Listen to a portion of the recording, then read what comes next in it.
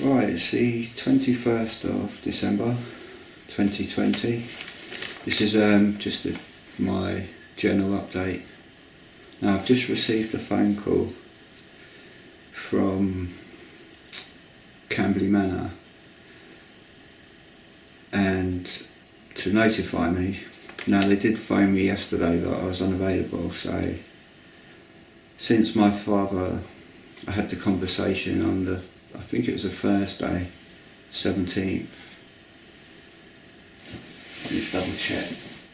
I did have an appointment on the day I was phoned that evening. I think it was the 17th. So obviously that I had to cancel that. Well, I didn't cancel it, it just was null and void. So after speaking to the ward sister Holly on that 17th, on the previous visit to the 17th, which would have been 3 days previous to that, well, it was actually 6 days previous to that, because my last visit was after the conversation I had with the ward sister who phoned me, invited me in to let me know what the hospital's wishes were, which was to release my father. And because of the difficulty they have with feeding him, and they've done all that they can do, so I was, after complaining, I got a phone call from, now after speaking to this woman Claire on the N.H.S who was arranging the aftercare, and I did ask her what did she know about the hospital, but she was a bit coy on the details of what she actually knew. So I'm dealing with these two different independent parts of the same body. So the conversation I had with the sister that if my father's tube was removed and he goes into a care home and they have the same difficulty, which was obvious because the hospital would have it, so the ward knew that he would have that difficulty in a care home and he wouldn't be fed and he'd have to come straight back into hospital. I could see that. I could see that from the beginning. I could see the problems that the hospital would have difficulty with, which I done my best to meet. But because I was cut out of the service, all that information broke down and it never really reached the people that needed it. It's only when those people on the ground were chasing me up, which was the first time I'd heard anything about my father at all. So I was kept out of the dark, in the dark. So I just got a phone call today to say that my poor dad, had been in this care home. It started off alright, he had a banana. And so this was a Thursday night, or a Wednesday night perhaps. He did say Wednesday, he was on duty. Because I phoned back the ward, the person who rang me, and then spoke to the manager of the care home, and he explained that when the contact he'd had, and the nursing staff did manage to feed him for the first night, but then they couldn't get him to eat anything afterwards, which was known about, which the hospital knew, and I knew, and what this Claire was refusing to accept, and just went ahead and booked him in anyway. And she was a person I refused to speak to and hung up on, because she wasn't listening to what I was advised by the hospital, not advised by the hospital, but in agreement with the hospital. It's obvious. If you can see the whole picture, from the state my dad was in. Now I've got the hindsight of the build up to that, and all that knowledge and that care was dismissed and cut out of, written over, and all the faffing around to decide what to do with my dad. He becomes worse, you see. And he can't speak for himself.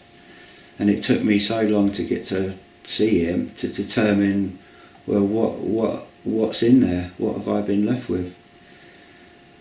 So I get this phone call today, which is the 21st, and as I say, they phoned the day before, but I was out. But that's the first time I'd heard since the 17th. So that's 3 days my dad had been in care, and I was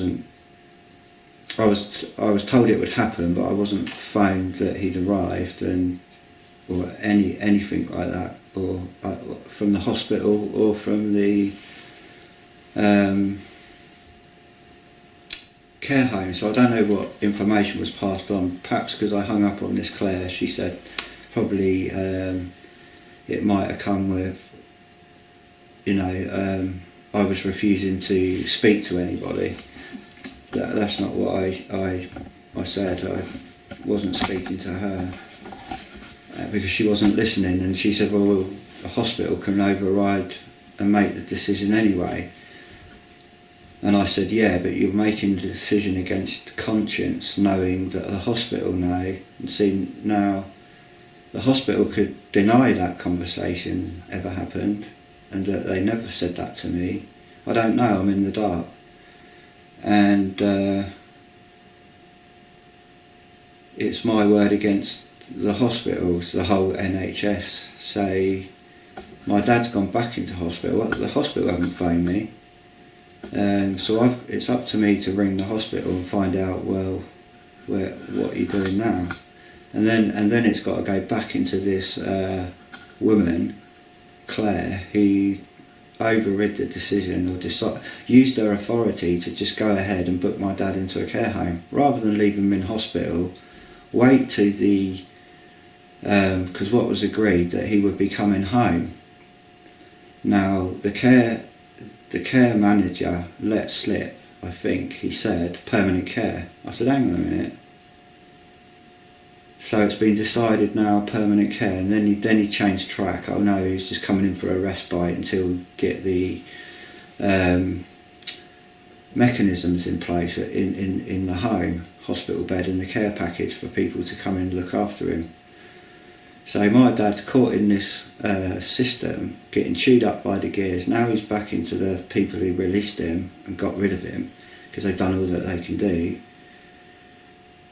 So that's detrimental to his health, and this woman agreed to it against my will, against my father's will. But of course they can override that because they've got the authority to do so. So this woman, in her spite, or whatever reason, because she's under pressure to do it and authorised to do it, booked my father into this care home knowing where it'd lead. It'd lead where he is, back in hospital today. And now it's down to me to chase it all up. Who's been cut out from the beginning? It's a joke. It's disgusting. So I just wanted to update on that on this journal. The dates particularly, and this experience. I've had this siren playing over the weekend, and it's increased in its volume. It's also increased in its oscillation. It's kind of warbling, so it's a distraction, and I'm so tired and drained that I've got to chase all this up again. So I just wanted to make a record. I've been given a number to complain to the complaints authority, but that's going to be a little too late because all the time that takes to get into place. My dad's declining in hospital, although hopefully he's got a tube in him now and he'll be fed, and the care package can be arranged at home. But if it's been discussed, not written down, discussed that they're going to put my dad into permanent care without informing me and just go ahead with it anyway, and use what I said to that woman as an excuse, because I cut her off. I said, I'm going to hang up now because you're not listening. You're not listening to the hospital's agreement. You're not listening to my father's wishes, and you're not listening to my concerns, what I can see coming. So she went ahead with it anyway. So I've got, not only have I got that woman potentially still advocating on the best interests of my father, what, to put him through a cruel obstacle course, which everybody concerned was aware about. So what's the point of me going for advocacy to chase up the criminal activity when it's happened? I needed it from the beginning, I needed it now, and I need it from the start. It's not available. It wasn't available to me. The only thing's available to me is for them to investigate it and follow it up after the event. Well, what good's that? Because the problems are here and now, live. I need live advocacy from these people on our behalf, our best interest, not the hospital's best interest, and that they can just casually in their private quarters make decisions with the authority they've been given. And then it could all be turned around and said, oh, we done all we could, we investigated, that's never going to happen again, we put new procedures in to never ensure this happened again, that this won't happen again. Well, it was already written the regulatory procedure to be able to allow people to do that. So that's a calculated decision to cut the head away from the party, from the patient, and then use its authority to override any confrontation or any disagreement or any concerns. So basically, these people can wittingly or unwittingly diminish the chances of your loved one surviving, which can end in their demise. Now the hospital have been passed back a worse problem than they started with, and I'm still being cut out the loop. Now, I just want to raise a few things to these are not things I want to mention because they make you sound cranky. I'm just going to state them as facts. Now, I don't know the motive, but there's one thing I forgot to mention about the ambulance. Now, I did mention when the ambulance arrived, it was 3 people. One was a qualified and in charge of the other 2, which were trainees. Now, they all dumped their masks and gloves all over my floor, so that was down to me to pick up. I don't know what they touched before they come into the house. They might have put them on previous, but that's not my point. But the young girl, she was only young, now I reckon in her mid-20s, 25 perhaps, a bit younger, and she was the one wearing this mobile phone identical to my father's, which is a late 1890s phone, one of the big chunky ones, in an orange sleeve, leather sleeve, and she had an identical replica of that antique phone of my father. Now, I don't know if she was aware of what she was doing or why she was wearing that model, but I thought that was an interesting cue. Why that is just an anomaly. And it was when we had eye contact, it was like she was looking for recognition of I'd spotted that. And when I went to say goodbye to my dad in the ambulance, she said, oh, I've just given, she told me her colleague, another young woman, was a trainee, and she was injecting my father. Now, that might be legitimate, that might be something completely healthy, or there may be a nefarious motive, I don't know, that she could have directed this young girl to give my father something that she didn't know what she was doing. She said she's learning, so was she even qualified to give injections, or was she being trained to give injections unlawfully? I don't know. I don't know the circumstances, but I know you need to be qualified. Now, she said she was training, and she was giving my father a into the vein injection, and I couldn't read what was on it. And when I went into the ambulance, I was triggered, so I stepped out. I never even said goodbye to my dad. I went blank, and I turned around and walked out. So that was one thing I wanted to mention, inclusive, that Now, like I say, I don't know the motives, but those things stood out to me, and that's why I'm journalising it. That injection, the circumstances, and that girl having that identical model of my father's orange mobile phone, which is out of date, which is antique, it's redundant. There's probably none of it in existence because they've probably all been scrapped, and they're a health hazard. So I wanted to mention that. Now,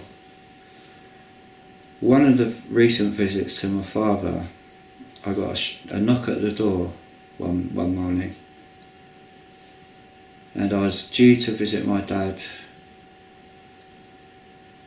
I can't remember if it's the evening or it's still when I was visiting in the afternoon, because I'd visit around 2 o'clock, and then I discovered that I could turn up at his supper to help feed my dad, because they fed him at lunchtime, but there's no visiting hour, so I couldn't be there at that point, but I could be there in his supper time, so I could gauge for myself where my dad was, because every time I went to see him he wasn't awake or he wasn't with it, but these 2 occasions he was. And so that's when I started to be concerned, because he's protesting. So I wondered, well, it's unlike my dad. What? He's making a protest, and that's the only way he can protest, because he can't speak. He could say one word like "thank you," or he could hardly nod, and he might be there 1 minute and might be disengaged another minute. My dad does have dissociation, that was dismissed. So there's so many contributing factors to the way he can be over the top of a stroke. Dissociation, dementia, and being really physically fatigued and tired. So, to read between the lines, very difficult, but at least I got that communication and emotional response when I spoke to him about the care home, which he wasn't happy about, and that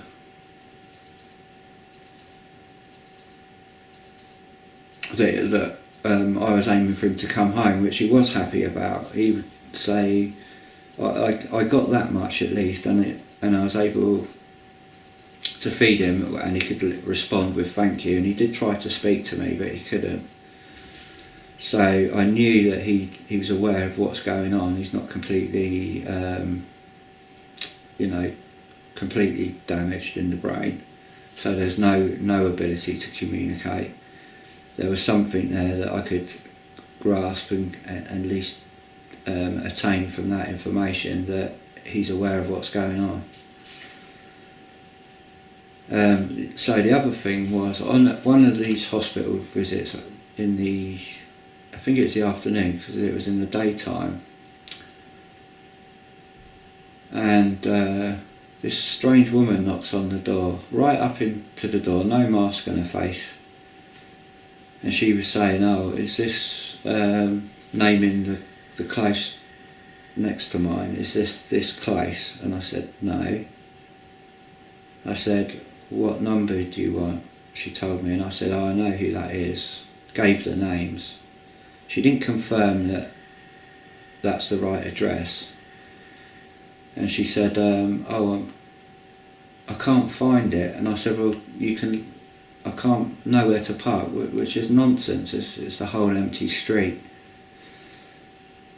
And she said, "Could you show me where it is?" And I said, "Well, no, I'm busy at the moment." I said, "You could leave your car, if you're worried about your car, leave it in the drive." I said, "All you need to do is walk down the side of my garden, turn right, and it's a house down the back of my garden fence. And there's only 2 houses down there, you can't miss it." "Oh, could you help me?" As strange as it was, I said, "Yeah, I'll help you." But it's ridiculous. Then she drives up the road and past it, pretending that she doesn't know where she's going. I told her, she could park. I know they're my neighbours. I've known them for years. She could have parked in front of their house, but no, she pretended that she didn't know what she was doing. Oh, and she parks, she couldn't even park. She doesn't park on the, she just abandons her car. And I walked round, out of my front door, round the side, down the fence, and she'd pulled up, gone past the turning. I told her it was down the back, the turning at the back of my garden. She'd driven past it. And I said, you could have parked your car in my car and walked around there. No, she had to park like she couldn't park. And then I pointed down the drive, there's a bungalow. And she said, oh, you couldn't come with me, could you? I thought, what's going on? This is a bit pathetic. She said she was a carer. And then I said, look, I'll knock on the door and I'll say hello to my neighbours. And this is with COVID, I didn't want to knock on my neighbour's door and going into a hospital. I didn't want to be around anybody. This carer was right in my face. And so I led her to the door, knocked on the door, and the lady answered. No, the door opened, and I was invited in. And I said, I can't come in. I've got this carer's looking for you. And she said, no, the door was opened by a carer, and I wanted to speak to the neighbour. She's in the living room, and she was having trouble with the carer. And she said, could you come in? And I thought, well, what's going on here? And I said, yeah, look, I walked into the living room, past one carer who answered the door was a girl, this carer that she was having trouble with, or having problems with, some problem with. And I walked into the room and I just wanted to find out if anything was wrong. And I said, oh, hi you, I won't give the name, so I said, hi neighbour. How's your husband? And she said, oh, he's had a stroke and he's died. And I said, oh, I'm so sorry to hear that. And she said, would you sit down and stay a bit? I'm having so much trouble with this carer. And following behind me was this other carer, you see, and then she winks at me. And I thought, well, this is a bit odd. Does she know what she's doing? Or it was all very odd that she wanted to lead me to the house, but indirectly. That's what looking back on it, I think that's the impression I have. Whether she knew that she was doing that, she might have been demon possessed or remotely controlled by something, I don't know, but it was very odd behaviour. They weren't wearing masks in this old lady's home. And they weren't bothered about me being in there, but I kept my distance and didn't touch anything. And I didn't have my mask on. But I spoke to this woman, she's saying she's having with her carers. Then her daughter turned up, or somebody. And it was like these women were controlling this woman's circumstances. And I think the daughter was so concerned about her being on her own in her grief that she insisted to have care support. I think that's what the care support was, but the lady wasn't happy about it, and it seemed like she's being patronised a bit as a dear old lady who was stupid, and she wasn't having any of it, and she was trying to tell me her angst, and there's nothing I could really do. And I said, look, I've got to go. I just wanted to introduce you to this carer because she was lost. And she parked in the drive by then. She'd followed me up in the car and parked in the drive. Oh, I wasn't sure I could park there. And it was all a bit odd. It was pathetic in a way because she wasn't that lost. I had sympathy with her because I thought, oh, perhaps she is lost.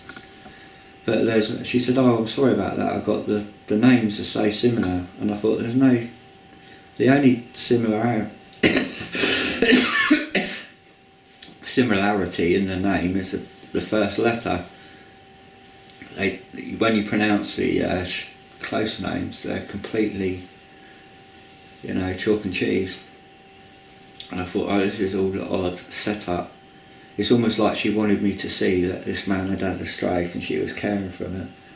But as I say, I don't know, that sounds really paranoid, but I'm just relaying the experience. I thought that was odd. Was that a fiery dart of Satan? Was that Satan's moving? And she had to wink at me, it's what the Bible says, don't trust anyone that winks. And on the way out, I was just about to leave, I think it was her daughter turned up. And she was telling her off, saying, "Oh, you must behave. You mustn't speak like that." Because she was being honest. I said, "Yeah, you mustn't be rude, so and so, but you want to be honest." And then I said, "Right, if you know where I am, so and so. You got my number. If you need me, call me." And then I left because I had an appointment to see my dad. And then in hindsight, I thought that seemed really staged.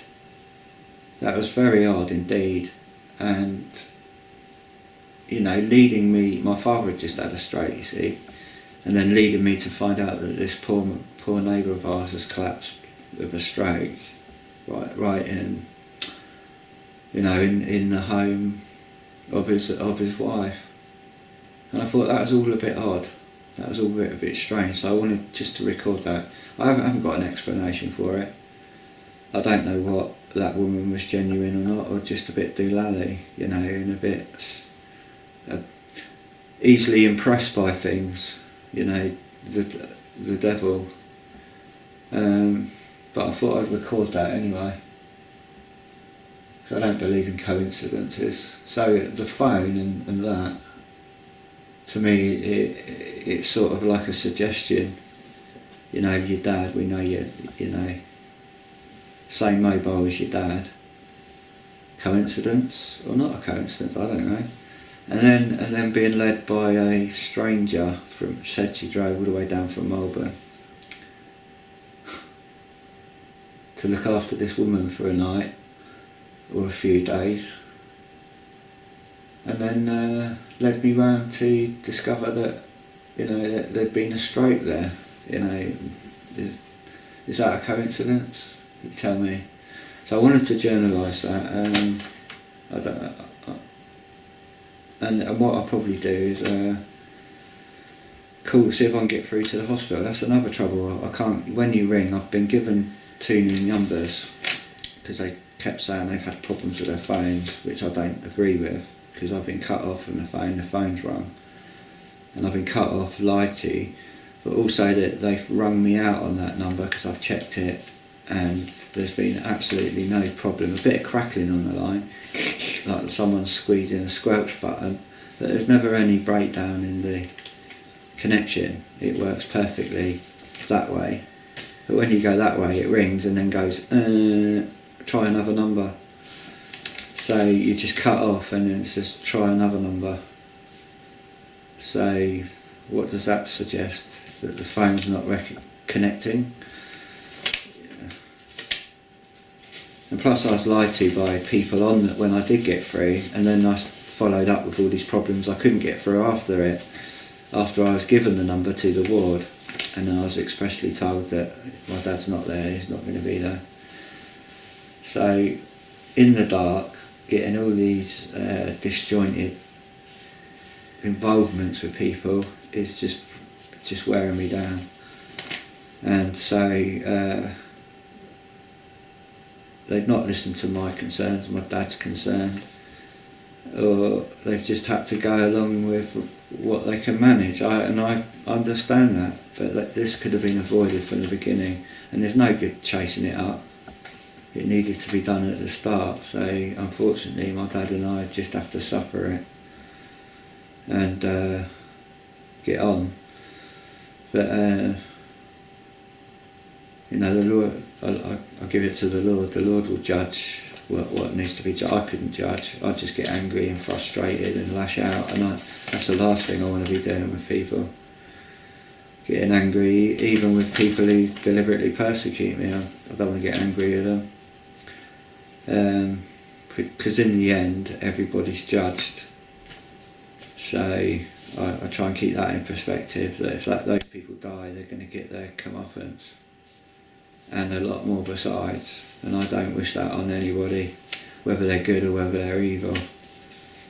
So that's justice, and the Lord's mercifully died to save all people, and that simply takes faith and calling upon his name, believing, not in religion but in Jesus, the resurrection and the life.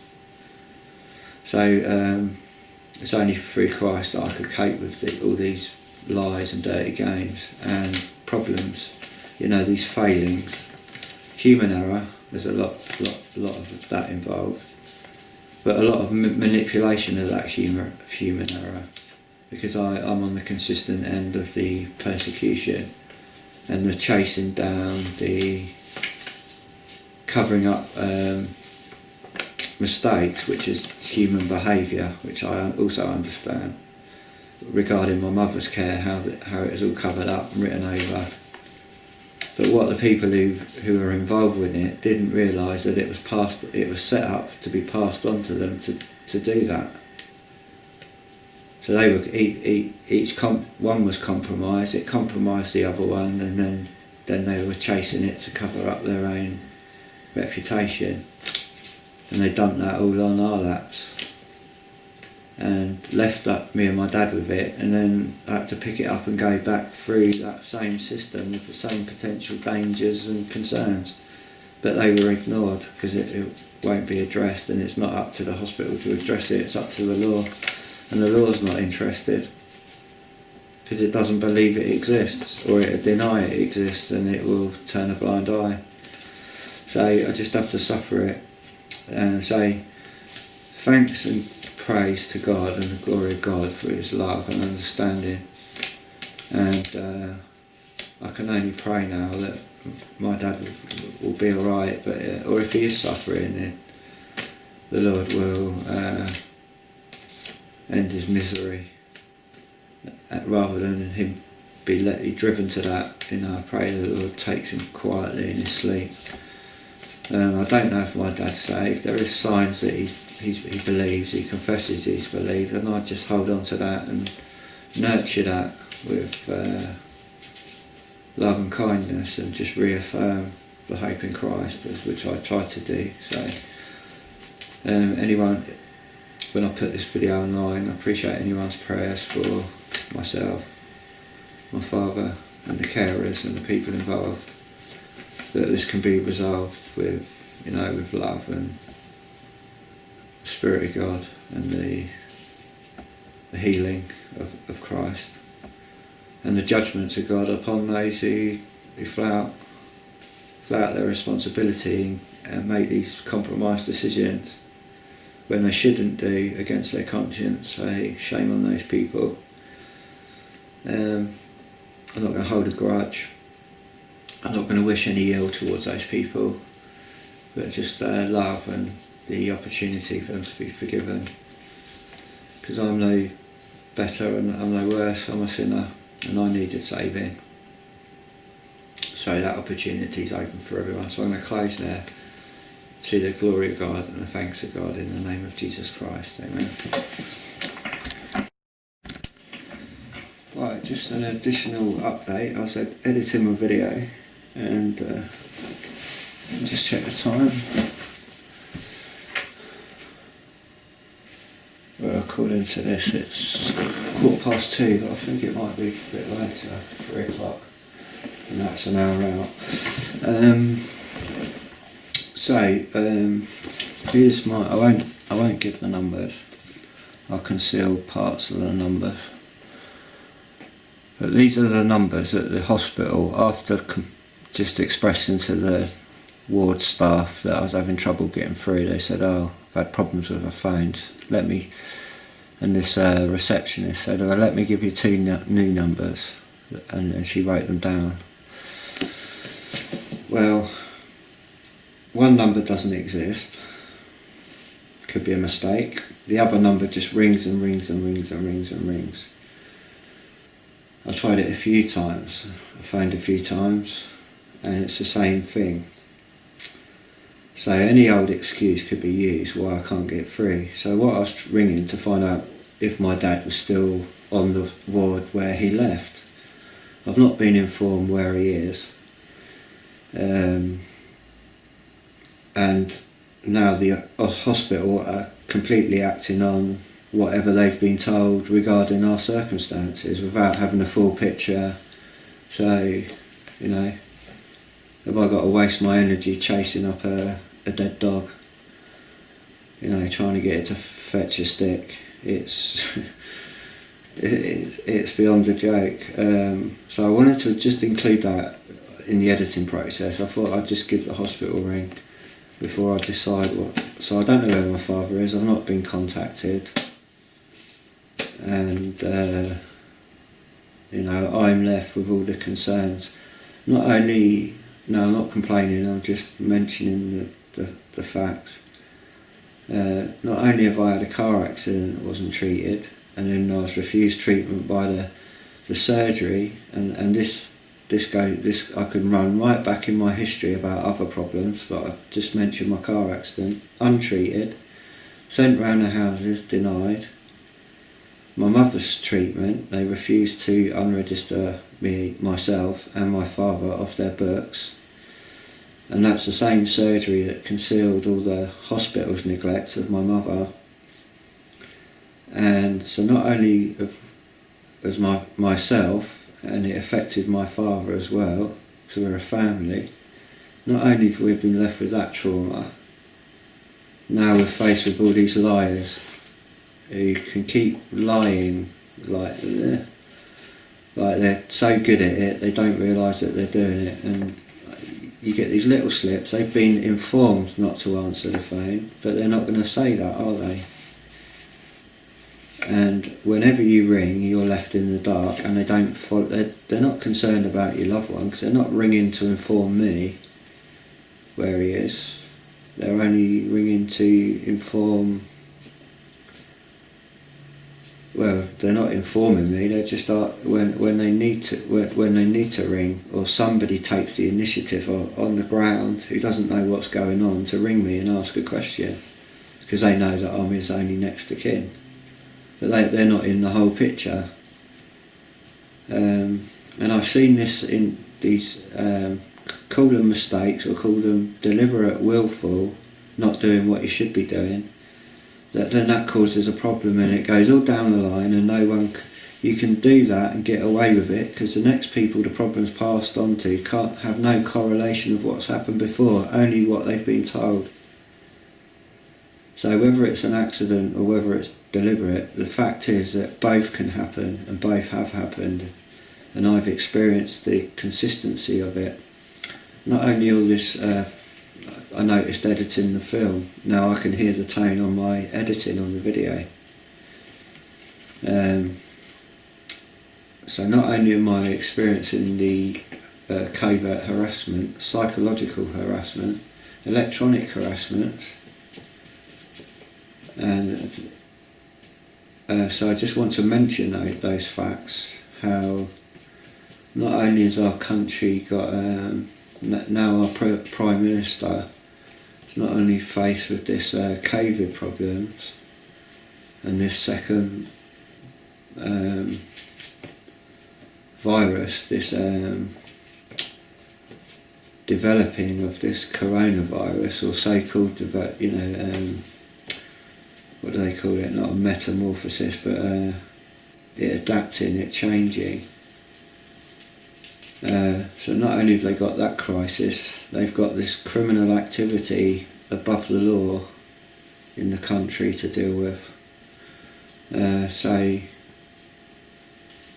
you know, it's worrying times for people, especially if people are experiencing what I've experienced, you know, and you don't know, and you've never experienced it before. You're going to be, those people are going to be destroyed and smashed to pieces, and it can be all written over with a pen, nothing to see here, and it's all chopped up, done out, one bit's done over there, another bit's done over there, and it could all be justified away. Well, that's just the process, nothing we can do about it. We'll investigate it.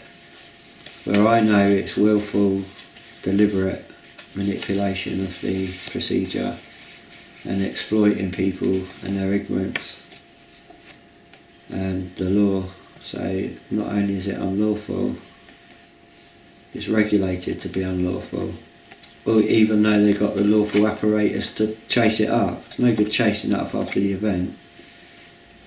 You need somebody, you need an avenue, and when you go and try and breach that avenue and explain what you need on the ground now, oh no, you don't. They don't want to know, and then they pass you on to the complaints procedure, and then you got to grab this person, grab that person, and none of them are in the picture, and you're regurgitating your post-traumatic stress. You know, not being treated for a car accident, being and that written up as there's nothing wrong, threatened not to go to the hospital, going into the hospital with a collapsed lung and not being treated on purpose. Then my mother and her treatment, deliberately not treated, and from that gained an serious infection which they denied and treated as they'd have covered it up. They weren't even treating her in hospital, but when they released her they had to keep the law, you see, because I fought to get my mum out. So they had to be seen to be doing. And what they didn't tell me was my mum's leg was seriously infected, where the hospital was telling me it's all fine. So not only did my mum leave with a serious leg infection, you know, and septicemia knowing, you know, more than likely. So they were just trying to cover over their concerns. And bandaging, they were lawfully bound to bandage my mother's leg every day. They only done it every other day because of the money. And I heard the doctor refuse my mum penicillin for a water infection, bladder infection.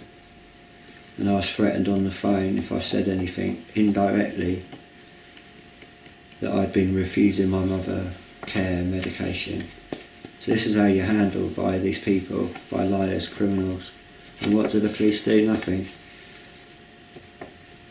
You've got to prove it so they can knowingly get away with it. What are they going to learn from this? Well, we can get away with this and do it more.